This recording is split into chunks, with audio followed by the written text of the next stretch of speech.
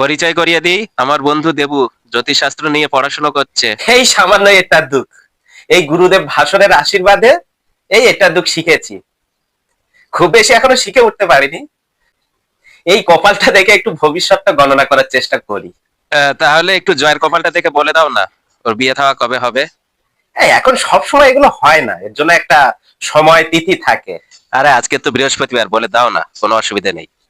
ঠিক আছে, তুমি বলছো যতক্ষণ, তা একটু এগিয়ে এসো দেখি। এই বছর দেড়েক আগে তোমার বিয়ে ভেঙে গেছিল না? একদম সত্যি কথা বলেছো দাদা। বেঁচে গেছো। কেন বেঁচে গেছি কেন?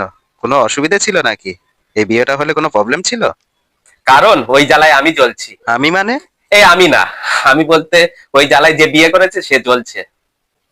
আর সব ঠিক আছে। তাহলে ভবিষ্যতে আর বিয়ে থাওয়া হবে না, সারা জীবন ব্যাচেলার থাকতে হবে? এই 3 থেকে 4 মাসের মধ্যে তোমার বিয়ে ঠিক হয়ে যাবে। এই বিয়েটা আর ভেঙে ফেঙে যাবে না তো? মেয়েটা পালিয়ে যাবে না তো? না, এটা আর ভেঙে যাবে না, কারণ আমার বিয়ে হয়ে গেছে। বারবার তোমার কথা বলছো কেন? আরে আমার বলছি, কারণ কোনো অসুবিধা নেই, এই বিয়েটা ভেঙে যাবে না। দেখবে এই বিয়েটা সঠিকভাবে ঠিকভাবে বিয়েটা হয়ে যাবে। হ্যাঁ, আর একটা খারাপ যোগ আছে কিন্তু, ভয় পেলে হবে না, সবসময় নিজেকে সামলে রাখতে হবে। ভবিষ্যতে তোমার মৃত্যু অবশ্যই হবে। ধর বাবা, মৃত্যু তো সবারই হয়। হ্যাঁ, মৃত্যু সবারই তো হয়, কিন্তু তুমি শেষ নিঃশ্বাস ত্যাগ করার আগে শেষ প্রশ্বাসটা গ্রহণ করবে।